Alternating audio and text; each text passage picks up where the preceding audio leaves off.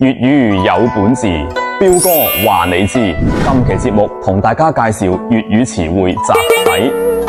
話說喺清末民初嘅時候，國內多個省份都會自己鑄造銀幣嘅，但係咧每個省嘅技術不一啊，做出嚟嘅銀幣啊，哇，質量參差不齊。商家咧收到啲銀幣之後咧，都要咧揀過下，揀一啲含銀量高嘅先至用嘅。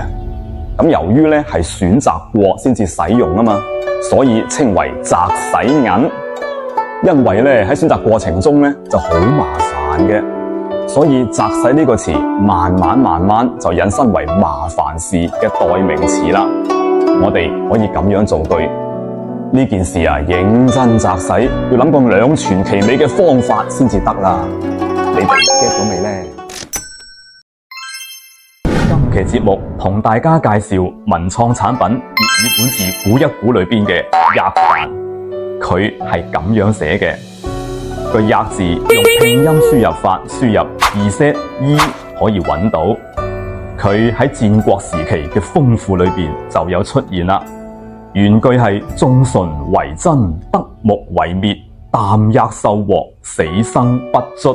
呢首豐賦呢，係用皇家嘅豐同民間嘅豐作對比敘述，突出帝王生活同貧民生活之間嘅天壤之別。咁啱先嗰句話嘅意思呢，就係話民間嘅風吹到嘴唇啊，都會生唇瘡；吹到眼睛呢，眼睛會紅腫，就風得病啊，哇，嘴巴呢會抽搐，牙齒咬下，好似死唔斷氣咁啊！所以呢，吔原意就係咬，後來慢慢就引申為食咁解。咁吔飯咪就係食飯嘅意思咯。我哋可以咁樣造句：晚黑7點幾啦，吔飯未啊？你哋 get 到未呢？今期節目同大家介紹粵語本字暫亂歌病個暫，佢係咁樣寫嘅。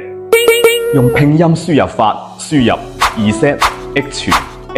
2ZHAN 可以揾到。佢喺東漢說文解字裏邊嘅解釋係暫好資格人語也，即係話咧中意反駁人哋嘅說話喎，相當於駁嘴。